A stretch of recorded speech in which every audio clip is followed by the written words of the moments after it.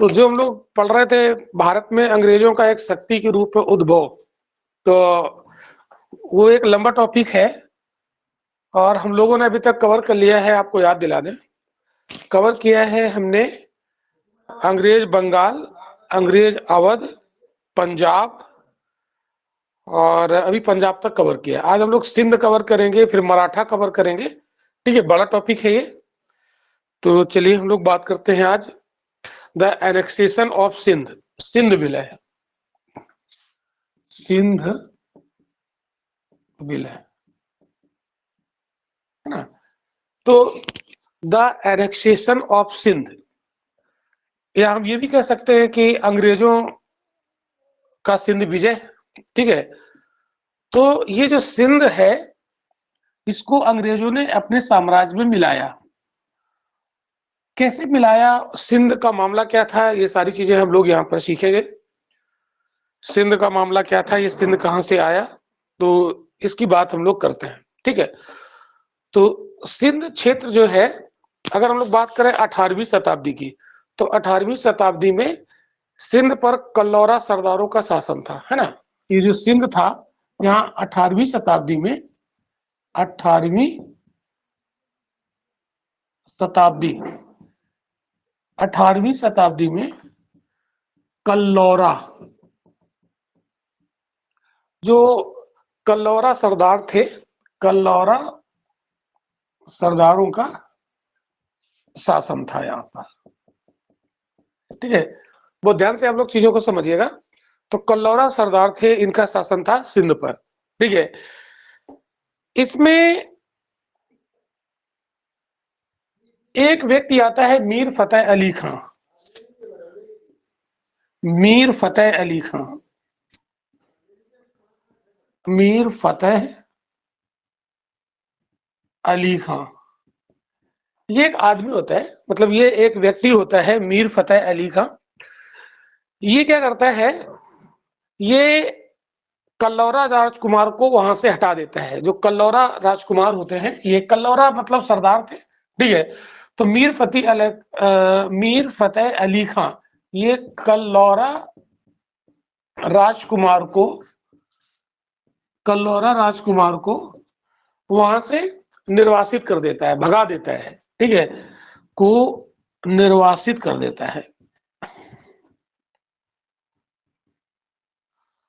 और निर्वासित करने के बाद ये वहां का खुद शासक बन जाता है। तो मीर फतेह अली खां, इस व्यक्ति का नाम आपको ध्यान रखना है। ठीक है, तो ये वहां का क्या बन जाता है, स्वयं वहां का शासक बन जाता है। ठीक, अब होगा क्या, ये जो मीर फतेह अली खां है, इसकी डेथ हो जाती है 1800 में, है ना। मीर फतेह अली खां, इसकी मृत्यु हो जाती है 1800 में। तो 1800 में इसकी डेथ हो जाती है, 1800 में इसकी डेथ हो जाती है। ठीक, तो 1800 ईस्वी में इसकी डेथ हो जाती है सिंध में। ठीक है, फिर क्या होता है, इसके बाद की स्थिति क्या होती है, इसकी मृत्यु के पश्चात सिंध प्रदेश को 4 भाई आपस में बांट लेते हैं। ठीक है, तो जो सिंध का क्षेत्र होता है, इसकी मृत्यु के बाद 4 भाई से आपस में बांट लेते हैं। 4 भाई आपस में बांट लेते हैं, इसको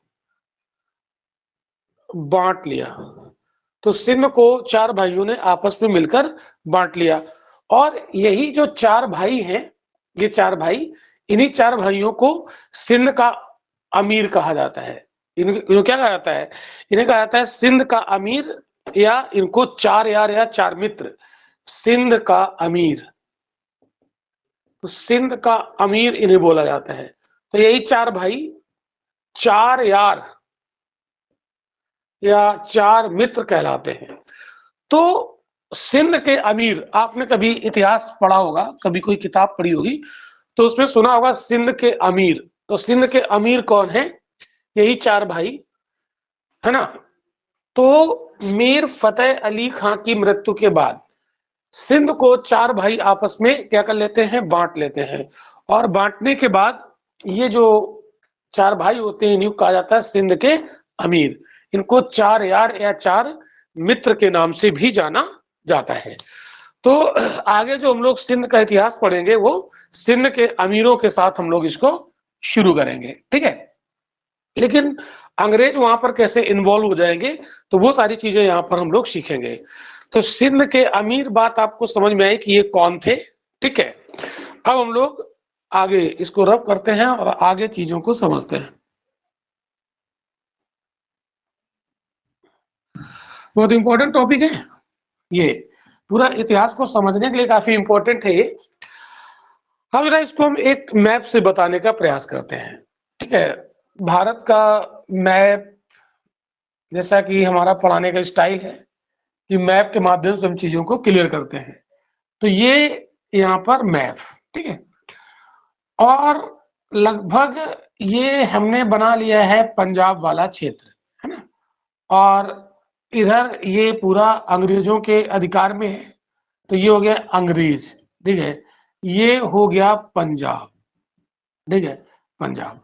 और पंजाब से और इधर आगे जाएंगे तो ये अफगानिस्तान वाला क्षेत्र यहाँ शुरू हो जाएगा, ये होगा अफगानिस्तान, ठीक।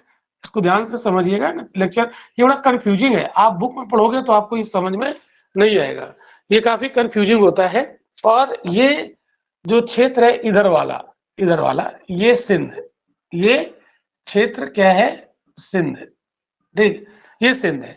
तो ये यहाँ पर एक आइडिया के लिए हमने आपको आउटलाइन यहाँ पर खींची है इस मैप में, अंग्रेज, पंजाब, अफगानिस्तान, सिंध, ठीक है। जो प्रीवियस लेक्चर था, आज के लेक्चर के जस्ट पहले वाला लेक्चर, उसमें हमने आपको बताया था अंग्रेजों का पंजाब पर विजय, ठीक है। तो अंग्रेज जब पंजाब पर विजय किए हैं तो अंग्रेज अफगानिस्तान में भी इन्वॉल्व होते हैं। क्यों? क्योंकि अफगानिस्तान में यहाँ रसिया भी हस्तक्षेप करता है, रूस भी यहाँ पर आ जाता है। तो रूस को भगाने के लिए, रूस के प्रभाव को यहाँ कम करने के लिए अंग्रेज यहाँ पर आते हैं अफगानिस्तान के मामले में, ठीक है।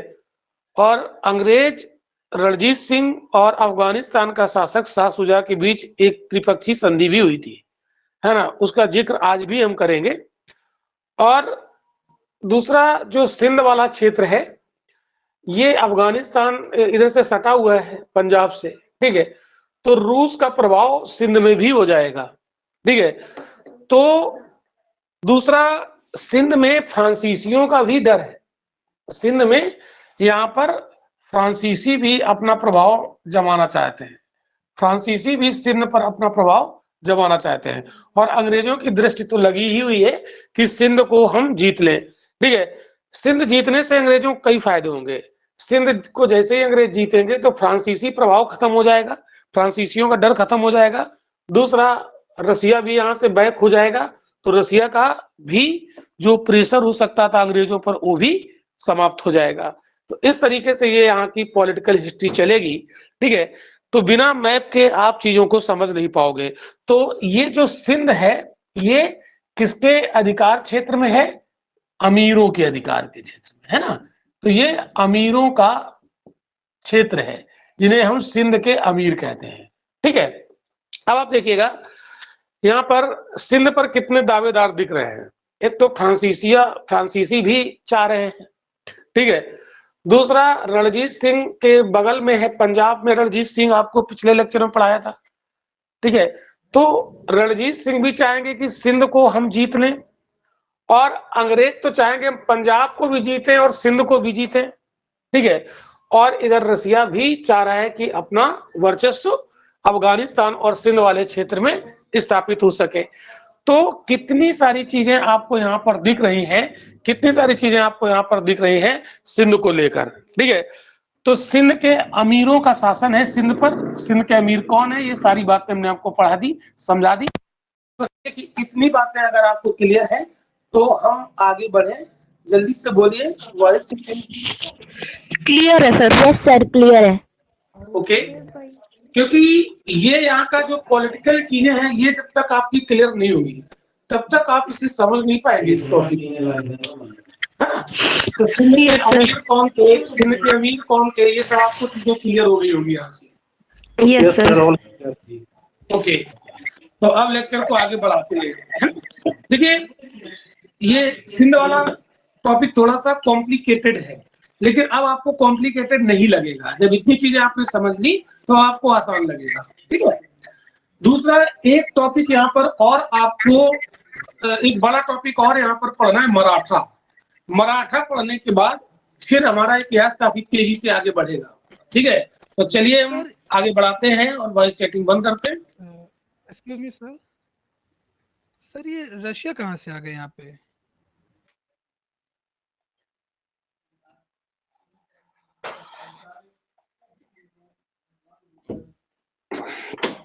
आइए, तो इस मैप को मैं बना रखता हूं थोड़ी देर के लिए ताकि आपको चीजें समझ में आती रहे।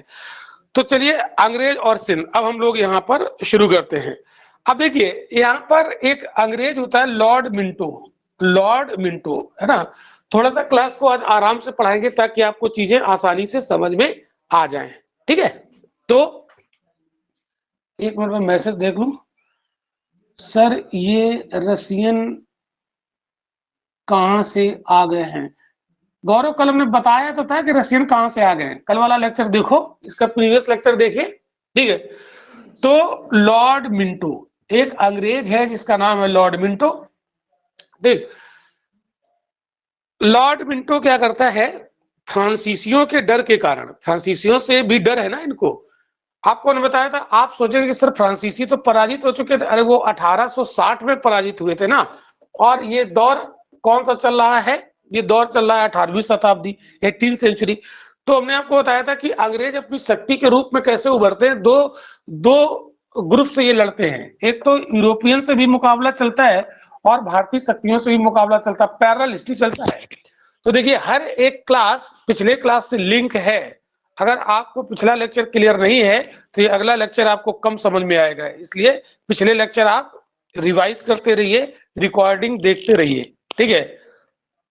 तो ये फ्रांसीसियों से भी डरे हुए हैं अंग्रेज, क्योंकि फ्रांसीसी भी इनको चैलेंज दे रहे हैं। तो फ्रांसीसियों के डर से लॉर्ड मिंटो ने काबुल, फारस, लाहौर और सिंध में अपने दूत भेजे। कहाँ कहाँ इसने दूत भेजे? फ्रांसीसी भय के कारण, फ्रांसीसी भय के कारण इन्होंने अपने दूत कहाँ कहाँ भेजे? फारस भेजे, काबुल भेजे, सिंध भेजा, ठीक है। फारस, काबुल, सिंध, लाहौर आदि जगहों पर इन्होंने अपने दूत भेजे, है ना। तो हम मामला यहाँ पर सिंध का देखेंगे। तो सिंध भी इन्होंने दूत भेजे अंग्रेजों ने अपने। कौन था वो? Lord Minto. अब ये क्या करता है, सिंध के अमीरों से, ये सिंध के अमीरों से संधि करता है, मित्रता की संधि, है ना। ये जानते हो, लॉर्ड मिंटो सिंध के अमीरों से ये मित्रता की संधि करता है। क्यों? इसलिए मित्रता की संधि करते हैं अंग्रेज अभी कि ताकि फ्रांसीसी इनसे मित्रता ना कर पाए, है ना। ध्यान से समझना, अंग्रेज सिंध के अमीरों से मित्रता की संधि करते हैं। क्यों? क्योंकि फ्रांसीसी सिंध के मित्र बने उससे पहले हम इनको अपना मित्र बना ले, है ना। तो सिंध के अमीरों से मित्रता की संधि करता है लॉर्ड मिंटो, ठीक है। ये 1809 की बात है। अब आप देखिएगा, मित्रता की जो संधि होती है, तो सिंध के अमीरों से मित्रता की संधि, मित्रता की संधि। देखिए, अंग्रेजों के कोई मित्र नहीं है, ये सिर्फ अपनी भलाई के लिए, अपने स्वार्थ के लिए मित्र बना रहे हैं। तो मित्रता की संधि होती है। अब इस मित्रता की संधि में शर्तें क्या हैं? शायद आपको यहाँ पर दिख रहा होगा। हाँ, पहली शर्त, सिंध के अमीरों के संग मित्रता की संधि की पहली शर्त तो ये निश्चित हुआ कि फ्रांसीसियों को सिंध में बसने की अनुमति नहीं दी जाएगी। पहला पॉइंट, फ्रांसीसियों को सिंध में बसने की अनुमति नहीं दी जाएगी। सिंध में बसने की अनुमति नहीं दी जाएगी, अनुमति नहीं दी जाएगी, नहीं दी जाएगी, ठीक है। पहली शर्त, ठीक। दूसरी शर्त यहां पर देखिए, और अंग्रेजों ने सिंध के मतलब अंग्रेजों ने सिंध को व्यापारिक मतलब अंग्रेज जो थे ना, अंग्रेज जो एक्चुअल में ये अंग्रेज सिंध के महत्व को समझ रहे थे। कहते सिंध हमारे लिए बड़ा इंपॉर्टेंट है, सिंध व्यापारिक रूप से भी इंपॉर्टेंट है और ये नेविगेशनल इंपॉर्टेंस भी है इसका। नेविगेशनल का मतलब होता है नौगम्यता, ठीक है। तो अंग्रेज सिंध के व्यापारिक और नेविगेशनल इंपॉर्टेंस को समझ रहे थे, इसलिए फ्रांसीसियों को सिंध से अलग करना चाह रहे थे। इसलिए फ्रांसीसी सिंध से मित्रता करें उसके पहले अंग्रेजों ने मित्रता कर ली और क्या शर्त रख दी, सिंध के अमीरों से कहा कि देखिए भाई, फ्रांसीसियों को सिंध में आप बसने की अनुमति नहीं देंगे, फ्रांसीसियों को जगह नहीं देंगे सिंध में। तो इस संधि से क्या फायदा हुआ, फ्रांसीसी डर समाप्त हो गया। अब इनका एक डर समाप्त हो गया कि चलिए अब सिंध में फ्रांसीसियों को जगह नहीं मिलेगी, ठीक है, ये बात थी। तो ये संधि 1809 के आसपास होती है, 1809 में ये संधि होती है, ठीक है। कब होती है संधि मित्रता की, 1809 में ये संधि होती है, ठीक। एक संधि कर ली, यहाँ पर बहुत सारी संधियां करेंगे ये सिंध के अमीरों से, ठीक। आगे बढ़ते हैं भाई, इसको मैं रब कर देता हूँ, नोट्स आप बनाते रहिए साथ साथ में, और इसका जो पीडीएफ है वो हम शेयर कर ही देते हैं आप लोगों को, ठीक है, और वो बाइलिंगुअल रहती है। लेकिन स्टडी मटेरियल हम डालते तो हैं ऐप में, लेकिन उसमें 5-6 लोग केवल देखते हैं। आप लोग ऐप भी नहीं देखते हैं कि क्या उसमें स्टडी मटेरियल आया है ना, 5-6 लोग देखते हैं केवल, बाकी सब सोते रहते हैं। तो अगर आप सोते रहेंगे तो फिर क्लास का बहुत ज्यादा फायदा नहीं होगा।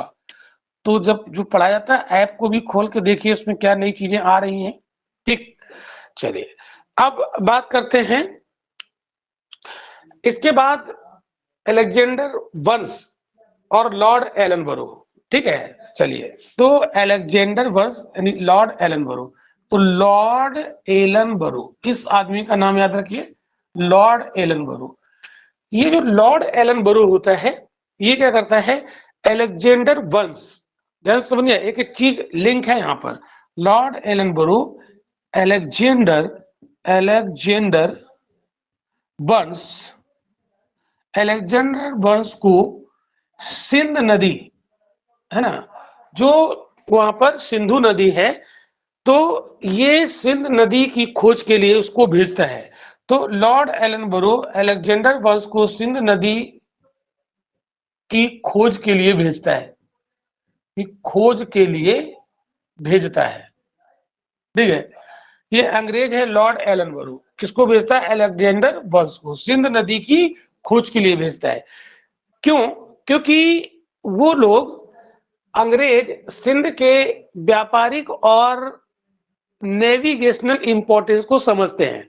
तो ये अलेक्जेंडर वंश को भेजता है कि सिंध नदी को खोजो ताकि हम वहां पर नेविगेशन कर सकें, ठीक है। तो नेविगेशन हम कर सकें इसलिए सिंध नदी को खोजो, ठीक है।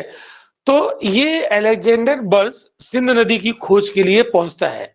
तो जब ये अलेक्जेंडर वंश अपनी नौकाओं को लेकर, अपनी बोट्स को लेकर सिंध नदी के मार्ग को खोजने के लिए आगे बढ़ता है, तो वहां पर एक सैयद, एक सैयद, एक मतलब कोई पठान था सैयद, उसने जब इन अंग्रेजी बोट्स को देखा तो उसने कहा कि बड़े दुर्भाग्य की बात है, सिंध अब गया, क्योंकि अंग्रेजों ने सिंध नदी को जो विजय का राजमार्ग है वो देख लिया है।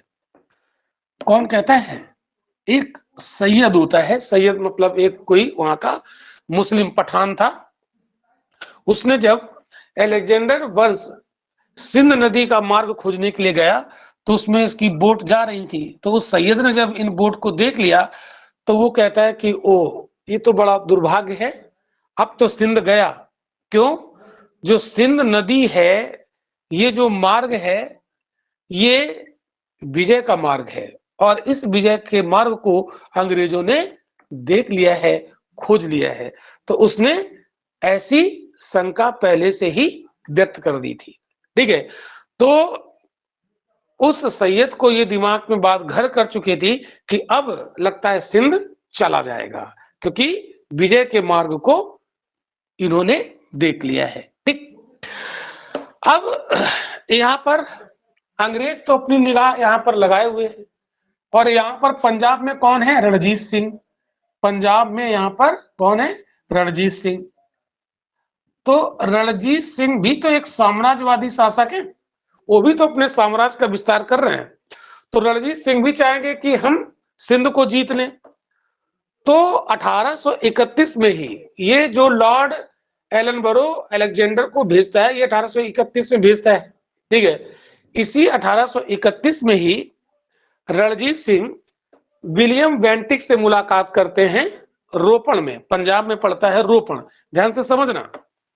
ठीक है, इसी 1831 में रणजीत सिंह, पंजाब के शासक रणजीत सिंह, अंग्रेज गवर्नर विलियम वेंटिक से रोपण में मुलाकात करते हैं और एक प्रस्ताव, एक प्रपोजल रखते हैं कि हम लोग यानी रणजीत सिंह और अंग्रेज मिलकर सिंध को जीत लें, सिंध को जीत लें, और जीतने के बाद हम लोग आधा आधा बांट लें।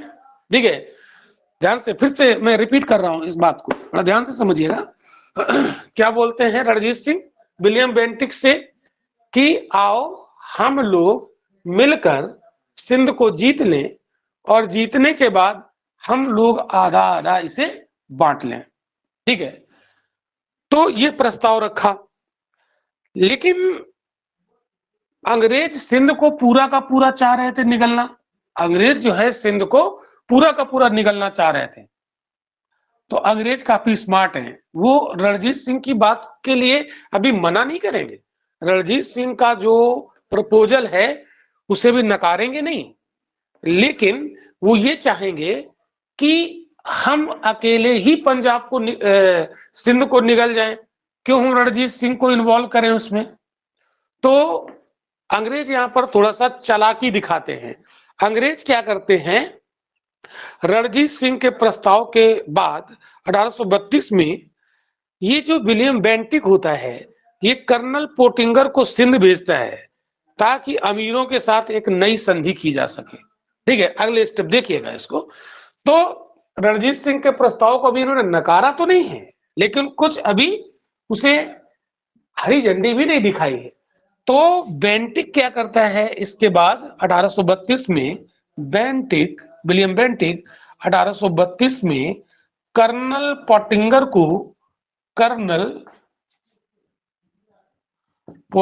को सिंध भेजता है। सिंध भेजता है क्यों? ताकि एक फिर से नई संधि की जा सके। सिंध भेजता है ताकि एक नई संधि की जा सके, नई संधि की जा सके। ये पूरा ध्यान से समझना है आपको, है ना। तो नई संधि की जा सके ये भेजता है। ठीक है, और कर्नल पोटिंगर क्या करता है, अमीरों को एक नई संधि पर हस्ताक्षर करने के लिए बाध्य कर देता है। आइए समझते हैं वो संधि क्या है ना। इतना मामला आपको क्लियर हो गया होगा, है ना। रणजीत सिंह ने इच्छा जाहिर की कि आओ भैया मिलके जीत लेते हैं, बांट लेते हैं। अंग्रेज काफी स्मार्ट है, वो सोचते हैं कि हम क्यों बांटे, हम अकेले ही ना जीत लें। और अंग्रेज तो अंदर से सोच रहे हैं कि हम सिंध भी जीतेंगे और हम पंजाब भी जीतेंगे, है ना, बांटने का कोई चक्कर नहीं है। तो विलियम बेंटिक क्या करता है, 1832 में कर्नल पोटिंगर को सिंध भेजता है ताकि ये सिंध के अमीरों से एक नई संधि कर सके। तो ये पहुंचता है और सिंध के अमीरों को एक नई संधि करने के लिए बाध्य कर देता है। तो पहले तो मित्रता की संधि की थी शुरू में, है ना, फ्रांसीसी भय की वजह से, और अब ये फिर से एक नई संधि करेगा और ये होगी 1832 की संधि, है ना। तो एक नई संधि, तो ये और याद रखिएगा 1832 की संधि, ट्रीटी ऑफ 1832, 1832 की संधि, ध्यान रखिएगा, है ना। इसके पहले 1809 की संधि हुई थी, मित्रता की संधि, और अब कर्नल पोटिंगर 1832 में एक नई संधि करेगा। आइए उस संधि की शर्तें क्या हैं, क्या उसमें मुख्य बातें थी, क्या उसमें मुख्य बिंदु थे। तो इसमें पहला बिंदु इसमें इस संधि का ये था कि अंग्रेज पर्यटकों और व्यापारियों को सिंध से आने जाने की अनुमति होगी, है ना। पहला पॉइंट, अंग्रेज व्यापारी और पर्यटकों को सिंध से आने जाने की अनुमति होगी, है ना। संधि की एक एक बात आप ध्यान से समझिए और एनालाइज करिए, तो आपको अंग्रेजों की मंशा यहाँ पर क्लियर होती चली जाएगी। ओके, तो इसमें जानते हो 1 मिनट, हाँ, तो इसमें पहला पॉइंट संधि का पहला बिंदु, और इसी में कहता है कि सिंध नदी जो है वो अंग्रेजी व्यापारिक उद्देश्यों के लिए खुली रहेगी, लेकिन सैन्य उद्देश्यों के लिए इसका प्रयोग नहीं किया जाएगा, है ना। तो यहाँ पर सिंध नदी अंग्रेजी व्यापारिक उद्देश्यों के लिए खुली रहेगी, लेकिन सैन्य उद्देश्यों के लिए इसका प्रयोग हम नहीं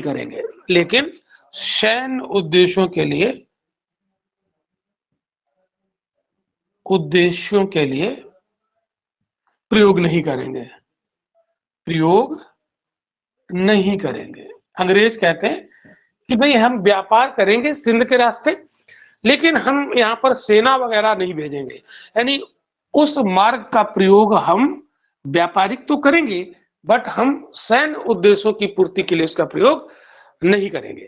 ठीक है, ये यहाँ पर। अब किसी अंग्रेज व्यापारी को सिंध में बसने की अनुमति नहीं होगी, है ना। कहते हम व्यापार तो करेंगे, हमारे जो व्यापारी यहाँ पर आएंगे, व्यापार करेंगे और लौट जाएंगे, सिंध में उन्हें बसने की जरूरत नहीं होगी।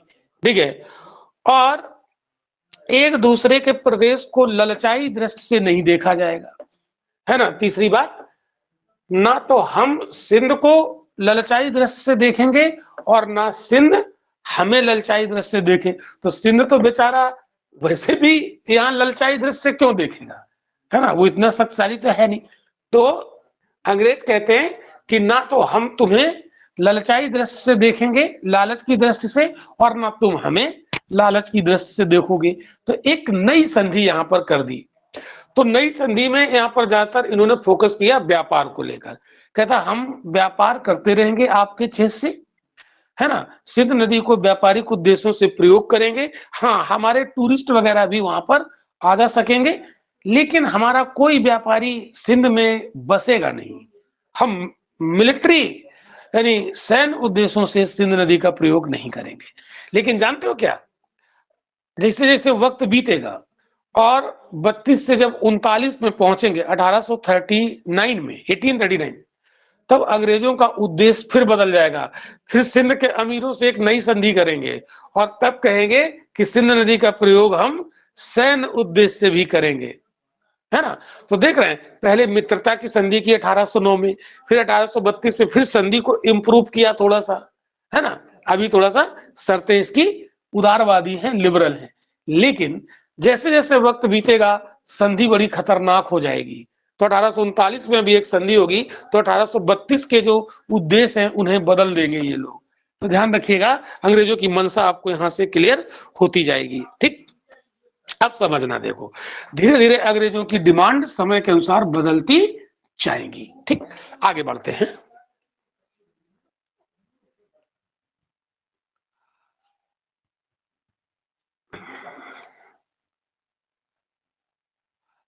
आगे देखते हैं। अब ये जो कर्नल पोटिंगर है, ये सिंध तो चला गया, संधि भी कर ली। अब कर्नल पोटिंगर वहां पर कंपनी का एक राजनीतिक एजेंट बन जाएगा, है ना। तो कर्नल पोटिंगर के बारे में यहाँ पर हम लोग जानते हैं, इसका बड़ा रोल है सिंध में। कर्नल पोटिंगर ये सिंध में कंपनी का राजनीतिक एजेंट के रूप में काम करता है। ये वहां पर राजनीतिक एजेंट बन जाता है सिंध में। अब ये जानते हो क्या कहता है, इसकी डिमांड थोड़ी सी चेंज हो जाएगी। ये बोलता है कि सिंध नदी के मुहाने पर जो टोल टैक्स लगता है ना, ये नदी जा रही है ना, नदी में जो भी जहाज वहाज जाएंगे और इसका जो माउथ होगा, जब सिंध नदी के मुहाने पर कोई जहाज पहुंचेगा तो उससे क्या लिया जाता था, टोल टैक्स लिया जाता था, है ना, टोल टैक्स, मार्ग कर। तो ये सिंध के अमीर लेते थे, क्यों भाई, सिंध के अमीर वसूलते थे। अब कर्नल पोटिंगर कहता है कि इस टोल टैक्स में हमें भी हिस्सेदारी चाहिए, इस टोल टैक्स में हमें भी हिस्सेदारी चाहिए। डिमांड टाइम के साथ इनकी बढ़ती जा रही है, ध्यान से समझते रहिएगा चीजों को। तो ये अपना भी हिस्सा मांगना शुरू कर देते हैं। तो सिंध नदी के मुहाने पर लगने वाले टोल टैक्स यानी मार्ग कर में अपना हिस्सा भी मांगना शुरू कर देता है, अपना हिस्सा मांगना शुरू कर देता है। इसे शुरू किया, हक धीरे धीरे ये बढ़ाता जा रहा है, ठीक है। अब यहां पर एक गवर्नर बनकर आता है भारत में, ऑकलैंड। तो इतना यहां पर क्लियर हो गया होगा आपको। अब बात करते हैं, थोड़ा सा और आगे बढ़ते हैं। तो एक गवर्नर जनरल इंडिया में आता है, अंग्रेज गवर्नर ऑकलैंड, ऑकलैंड ये बनता है गवर्नर जनरल भारत में, है ना। जी मतलब गवर्नर जनरल। तो ये गवर्नर जनरल बनकर आता है ऑकलैंड। अब ये ऑकलैंड जानते हो, ये इन दोनों मुद्दों पर फोकस करता है, अफगानिस्तान और सिंध दोनों मुद्दों पर ये फोकस करता है, ठीक है। तो ये सोचता है ऑकलैंड, यहाँ भी रशियन हस्तक्षेप हो रहा है अफगानिस्तान में, और यहाँ से लगा हुआ ये सिंध है, तो रशियन हस्तक्षेप सिंध में भी होगा। तो इसके लिए दोनों मुद्दे हैं, लेकिन ये सोचता है कि प्रियोरिटी देता है सिंध वाले मुद्दे को। तो ये सोच रहा है कि अफगानिस्तान को अपने प्रभाव में लाने से पहले आवश्यक है कि सिंध को पहले प्रभाव में लाया जाए। तो ये फोकस करता है ऑकलैंड सिंध पर, ठीक है। अब तो ऑकलैंड का ध्यान कहां पर लगा हुआ है, सिंध पर, ध्यान से समझिएगा। अब इधर रणजीत सिंह भी अपना फोकस किए हुए हैं सिंध पर। तो रणजीत सिंह क्या करते हैं, सिंध पर आक्रमण करने की सोचने लगते हैं। तो ये जो रणजीत सिंह हैं, इधर सिंध पर आक्रमण करने की सोचते हैं, सिंध पर आक्रमण करने की सोचते हैं। क्यों? क्योंकि रणजीत सिंह ने अंग्रेजों के साथ एक प्रस्ताव रखा था, अंग्रेजों के सामने प्रस्ताव रखा था, प्रपोजल रखा था कि आओ हम लोग सिंध को जीत लेते हैं मिलकर और बांट लेते हैं। लेकिन अंग्रेजों ने कोई वहां पर जवाब नहीं दिया। तो रणजीत सिंह ने कहा कि कोई बात नहीं है, हम अकेले ही अटैक कर लेंगे, ठीक है। तो रणजीत सिंह सिंध पर आक्रमण करने की सोचने लगते हैं। तो अंग्रेज तुरंत सिंध के अमीरों से बोलते हैं कि यार रणजीत सिंह तुम्हारे ऊपर आक्रमण करने वाला है, इसलिए हम चाहते हैं कि हम तुम्हारी मदद करें। ध्यान से समझना इस बात को, है ना, ध्यान से समझिएगा। रणजीत सिंह सिंध पर आक्रमण करने का प्लान बनाते हैं, अंग्रेजों को ये बात पता लगती है। तो अंग्रेज तुरंत जाते हैं कहां पर, सिंध के अमीरों के पास, और बोलते हैं कि यार हम तुम्हारी मदद करना चाहते हैं क्योंकि रणजीत सिंह तुम्हारे ऊपर आक्रमण करने वाला है। तो हम मदद तुम्हारी तभी कर पाएंगे जब हम अपनी एक सेना की टुकड़ी सिंध में रख दें। तो हमारी सेना की टुकड़ी यहाँ पर सिंध में मौजूद रहेगी, तो जब भी रणजीत सिंह तुम्हारे ऊपर आक्रमण करेगा तो हमारी सेना चूंकि वहां पहले से मौजूद है तो तुम्हें बचा लेगी, है ना। तो ये सिंध के अमीरों से क्या बोलते हैं कि हम तुम्हारी सहायता करेंगे, और ये कर्नल पोटिंगर को भेज देते हैं सिंध, हैदराबाद। यहाँ पर हैदराबाद यहाँ भी एक पड़ता है। तो कर्नल पोटिंगर हैदराबाद जाता है और ये अमीरों को, सिंध के अमीरों को रणजीत सिंह के विरुद्ध सहायता करने के प्रपोजल देता है। कहता कि हम तुम्हारी सहायता करेंगे और इसलिए हम सिंध में एक तुम्हारी सहायता के लिए, तुम्हारी रक्षा के लिए एक सेना की टुकड़ी रख देना चाहते हैं। और कहा कि जब रणजीत सिंह तुम्हारे ऊपर आक्रमण करेगा, कोई विवाद होगा, तो हम वहां पर मध्यस्थता करेंगे और तुम्हें हम बचा लेंगे। ये सहानुभूति लूटना चाहता है कौन? अंग्रेज। ये इसलिए ऐसा कर रहा है कि अगर हम अपनी सेना यहां रख दें सिंध में, और तो अपनी सेना जब हम सिंध में रख देंगे तो रणजीत सिंह भी डर जाएगा और सिंध के अमीर भी आगे चलकर हमसे डरेंगे। क्यों? क्योंकि हमारी सेना तो सिंध के क्षेत्र में है, हमारी सेना मौजूद है वहां पर। तो जानते हो सिंध के अमीर क्या कहेंगे, सिंध के अमीरों का यहाँ पर रिएक्शन क्या होगा? आइए इस बात को यहाँ पर समझते हैं। तो सिंध के अमीर कहते हैं कि यार हम तुम्हारी बात नहीं मानते, हम तुम्हारी बात नहीं मानते। तो कर्नल पोटिंगर के इस प्रपोजल को सिंध के अमीर नकार देते हैं। कहते देखिए हमें तुम्हारी सहायता की जरूरत नहीं है, हमने सिखों को पास्ट टाइम में कभी पराजित किया है, इसलिए हम सिखों से डरते वरते नहीं हैं, हम सिखों को फिर पराजित कर देंगे, हमें तुम्हारी मदद की जरूरत नहीं है। कौन कहता है? सिंध के अमीर। तो कहते हैं कि हमने सिखों को पहले भी पराजित किया है और हम फिर भी पराजित करेंगे, हमें तुम्हारी मदद की जरूरत नहीं। अब अंग्रेज तो जबरदस्ती मदद कर रहे थे ना, तो अंग्रेजों को ये बात बुरी लगी। बोला अच्छा, तो अगर तुम हमारा ये प्रस्ताव ठुकराते हो तो हम रणजीत सिंह को कहेंगे कि वो सिंध पर आक्रमण करे, हम रणजीत सिंह का फेवर कर देंगे, हम रणजीत सिंह को बोलेंगे कि तुम सिंध पर आक्रमण करो और हम तुम्हारी मदद करेंगे। डरा रहे हैं। कहने का मतलब ये है कि सिंध के अमीरों से जबरदस्ती कहलवाना चाह रहे हैं कि हम तुम्हारी सेवा लेंगे और तुम अपनी सेना हमारे यहां रख दो। ठीक है, तो सिंध के अमीर बेचारे डर गए। अब सिंध के अमीर डर गए कि अगर अंग्रेजों की बात नहीं मानते हैं तो ये रणजीत सिंह से बोलेंगे कि तुम आक्रमण करो, और रणजीत सिंह पहले ही प्रपोजल अंग्रेजों को रख चुका था। तो अंग्रेज कहते हैं कि देखो पहले भी रणजीत सिंह हमसे बोला है कि आओ मिलके जीत लेते हैं, अगर तुम हमारी बात नहीं मानते हो तो हम रणजीत सिंह को इस बात के लिए प्रेरित कर देंगे कि तुम्हारे ऊपर वो आक्रमण करे। अब सिंध के अमीर डर जाते हैं। तो कर्नल पोटिंगर जो था इसने धमकी दी कि हम रणजीत सिंह को समर्थन देंगे अथवा उसको आक्रमण करने के लिए प्रेरित करेंगे। तो सिंध के अमीर मरता ना क्या करता, तो सिंध के अमीर अनिच्छा, बिना इच्छा के कर्नल पोटिंगर की बात को स्वीकार करते हैं। अब सिंध के अमीर दबाव में आ जाते हैं, सिंध के अमीर प्रेशर में आ जाते हैं, और प्रेशर में आने में जो अंग्रेज जैसा कहेंगे वैसा वो मानेंगे। ठीक है, तो 1838 में एक संधि हो जाएगी, फिर 1839 में भी होगी, तो 1838 में फिर एक संधि होगी। तो इतनी संधियां करेंगे ये सिंध के अमीरों से कि उन्हें परेशान कर देंगे।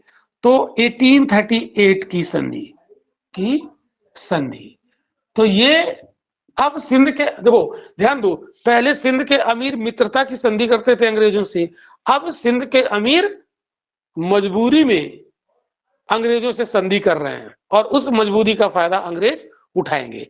तो 1838 की संधि में क्या होगा, इसमें पहली शर्त कि सिखों और सिंध के बीच में अगर युद्ध हुआ तो ईस्ट इंडिया कंपनी मध्यस्थता करेगी, है ना। तो सिखों और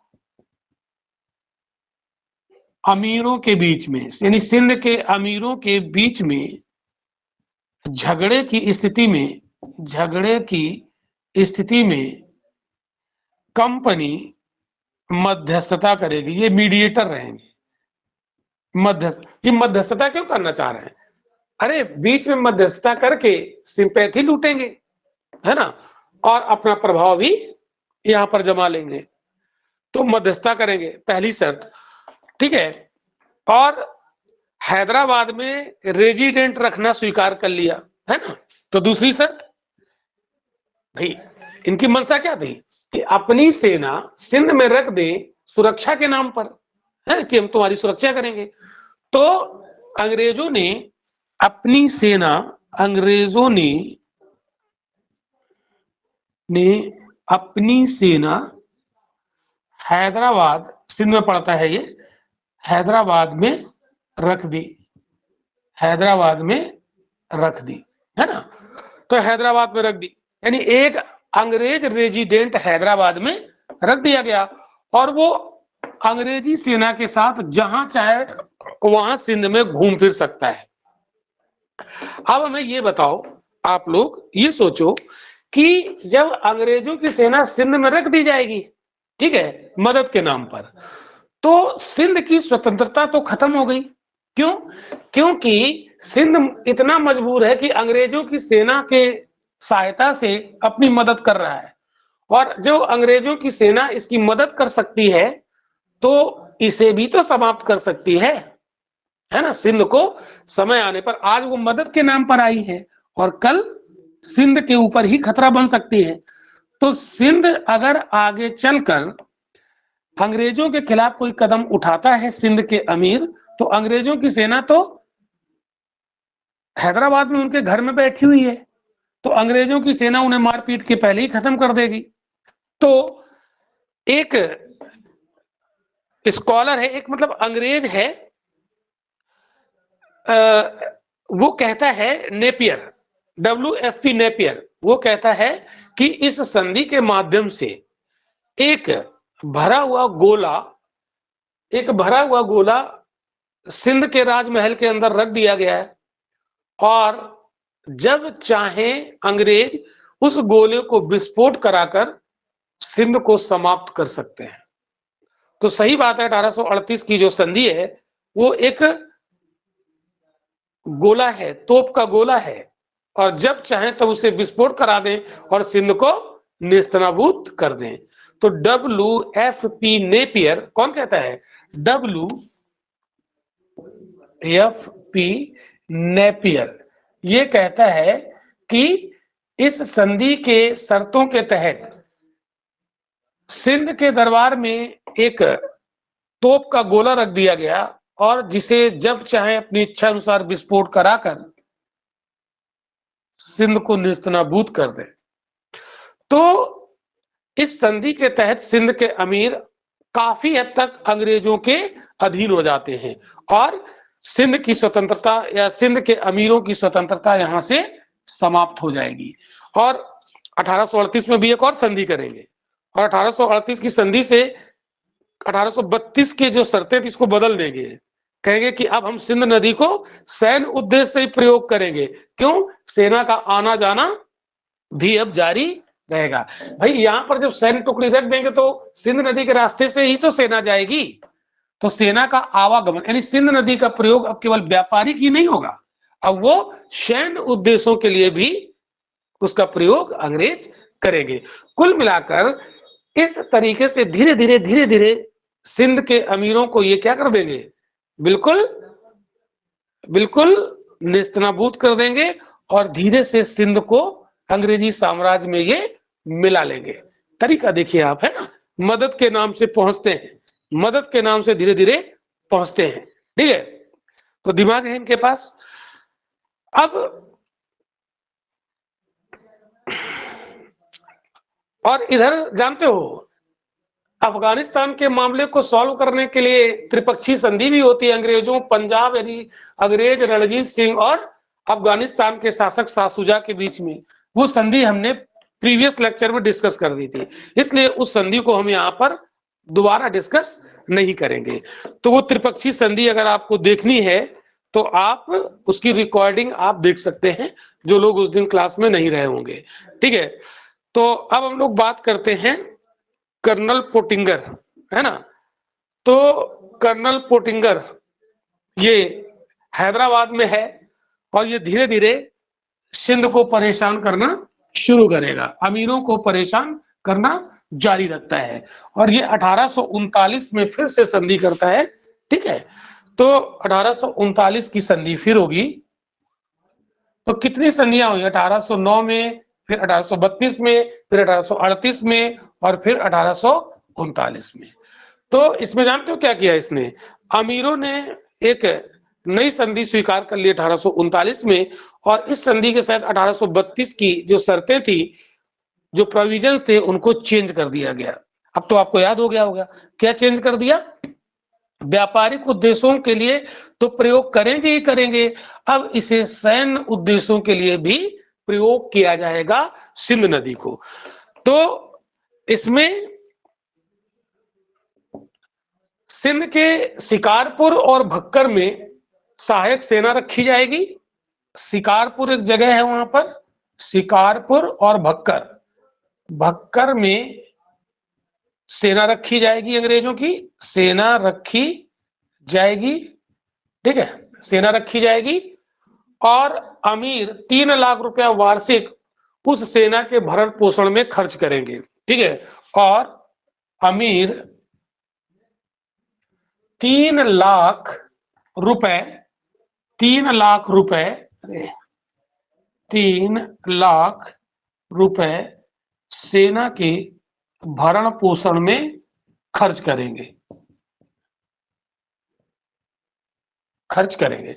अब आप देखिए, सिंध के दरबार में सेना रखी हैदराबाद में अंग्रेजों ने अपनी, और अंग्रेज कहते हैं कि वो सेना तुम्हारी सहायता के लिए है, तुम्हारी सुरक्षा के लिए है, इसलिए उनके भरण पोषण को जो खर्च आएगा वो तुम्हें ही देना पड़ेगा। कहने का मतलब ये है, सिंध के अमीरों के खर्च पर, सिंध के अमीरों के खर्च पर अपनी सेना सिंध के ही दरबार में रख देते हैं। देखिए दिमाग देखिए इनका, है ना। सेना भी अंग्रेजों की बन गई और उसके लिए इन्हें खर्चा भी नहीं करना पड़ा, और उनकी सेना सिंध यानी अमीरों के दरबार में है, और जब चाहे तब अमीरों को समाप्त कर सकती है, ठीक है। दूसरी शर्त इसमें रखते हैं कि सिंध के अमीर बिना हमारी अनुमति के किसी बाहरी शक्ति के साथ कोई मित्रता नहीं रखेंगे, है ना। अमीर किसी विदेशी शक्ति से बिना कंपनी की अनुमति के कोई संबंध स्थापित नहीं करेंगे, है ना। समझना ध्यान से, एक एक पॉइंट समझिएगा, है ना। अमीर बिना कंपनी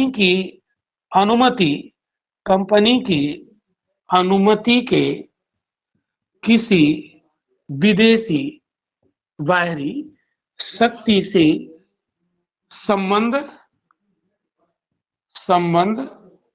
नहीं रखेंगे। कहने का मतलब यह है कि सिंध के अमीर की जो विदेश नीति है ना, मतलब किसी बाहरी देश से, किसी दूसरे देश से, किसी दूसरी शक्ति से कंपनी की अनुमति के बिना कोई संबंध स्थापित नहीं करेंगे। कहने का मतलब यह है बाह्य संबंध, विदेशी संबंध, है ना, यानी विदेश नीति। सिंध के अमीरों की विदेश नीति किसके हाथ में चली गई? अंग्रेजों के हाथ में चली गई, इस शर्त के तहत। अब आप देखिए, सिंध के अमीर किससे मित्रता करेंगे, किससे संबंध स्थापित करेंगे, ये अब इसके लिए स्वतंत्र नहीं है, ये किससे संचालित होंगे? अंग्रेजों की अनुमति पर निर्भर करता है। तो अगर सिंध के अमीर फ्रांसीसियों से संबंध स्थापित करेंगे तो अब नहीं कर सकते हैं। क्यों?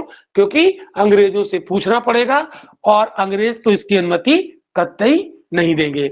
तो इस संधि के माध्यम से, इस 1839 की संधि की शर्तों के माध्यम से अंग्रेजों ने सिंध के अमीरों की विदेश नीति अपने हाथ में ले ली, है ना। और इसके माध्यम से फ्रांसीसी जो गठबंधन सिंध के साथ हो सकता था वो भी अब नहीं होगा, ठीक है। क्योंकि अभी तो फ्रांसीसी 1839 की बात चल रही ना, और फ्रांसीसी समाप्त कब हुए? 1860 में। तो अभी तो फ्रांसीसी अंग्रेजों को चैलेंज दे ही रहे ना, तो अंग्रेजों को भय है कि ऐसा तो नहीं है कि फ्रांसीसी सिंध के साथ गठबंधन कर लें।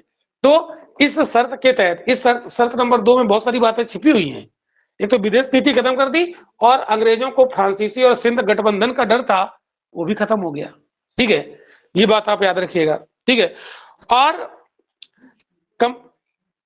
अगली शर्त में कहती है कि हम सिंध के अमीरों के आंतरिक मामलों में कोई हस्तक्षेप नहीं करेंगे। आंतरिक मामलों में हमें कोई हस्तक्षेप करने की जरूरत नहीं। तो आंतरिक मामलों में हस्तक्षेप करने की जरूरत वैसे भी नहीं है, क्यों, सेना तो खुद ही मेरी वहां पर खड़ी है।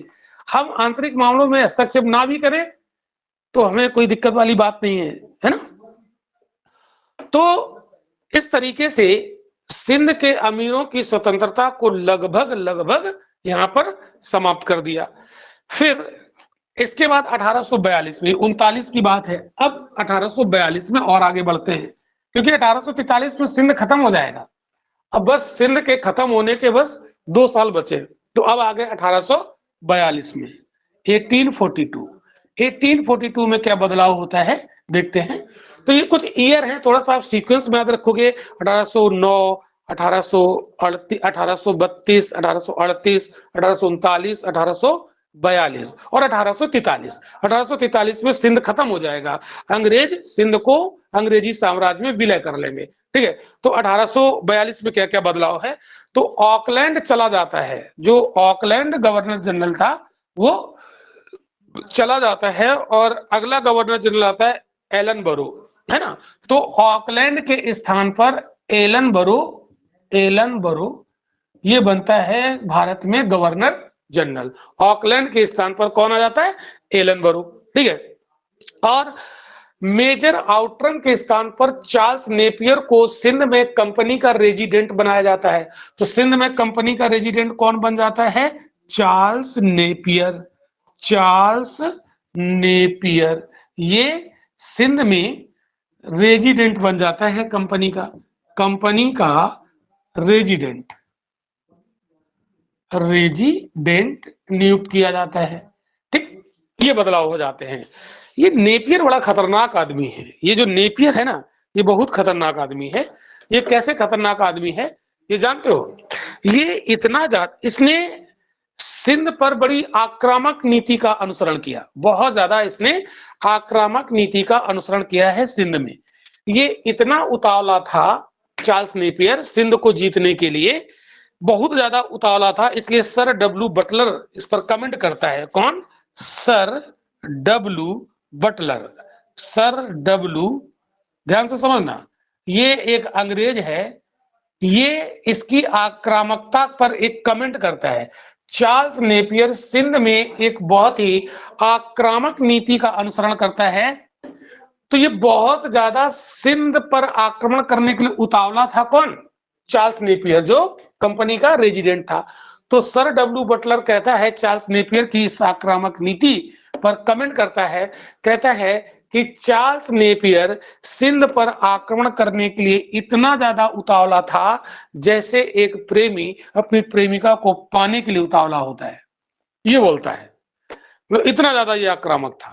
तो बटलर इस पर कमेंट करता है। ठीक है, तो अगस्त 1843 तक आते आते ये जो चार्ल्स नेपियर है ये क्या करता है, लगभग सिंध को अंग्रेजी साम्राज्य में मिला लेता है। कब तक, अगस्त 1843 तक आते आते सिंध को अंग्रेजी साम्राज्य में विलय कर लेता है, अंग्रेजी साम्राज्य में विलय, इसे मिला लेता है। ठीक है, और सिंध की स्वतंत्रता खत्म हो जाती है, सिंध की स्वतंत्रता यहां पर समाप्त हो जाती है। तो सिंध विलय किसने किया, चार्ल्स नेपियर ने, ये रेजिडेंट था। कौन गवर्नर जनरल था, लॉर्ड एलन बरो। ठीक है, और पंजाब विलय किसने किया था, याद आया है ना, कौन था गवर्नर जनरल, डलहौजी। तो एलन बरो, क्वेश्चन पूछा जाता है सिंध विलय जिसने किया वो रेजिडेंट कौन था और कौन था गवर्नर जनरल। अब देखिए, चार्ल्स नेपियर सिंध विलय पर एक अपनी डायरी में लिखता है, चार्ल्स नेपियर क्या लिखता है, कहता है कि हमें सिंध को अपने अधीन करने का कोई अधिकार तो नहीं है। सुनिएगा ध्यान से, चार्ल्स नेपियर कहता है अपनी डायरी में, वो एक स्टेटमेंट लिखता है, कहता हमें सिंध विलय या सिंध को अपने अधीन करने का कोई अधिकार तो नहीं है, कहता किंतु फिर भी हम ऐसा करेंगे और यह बहुत लाभदायक उपयोगी और मानवतापूर्ण नीचता होगी। ये नीचता होगी, ठीक है। अब ग्लैडस्टन क्या कहता है सिंध विलय पर, एक इसकी टिप्पणी है। ग्लैडस्टन सिंध विलय पर एक टिप्पणी करता है।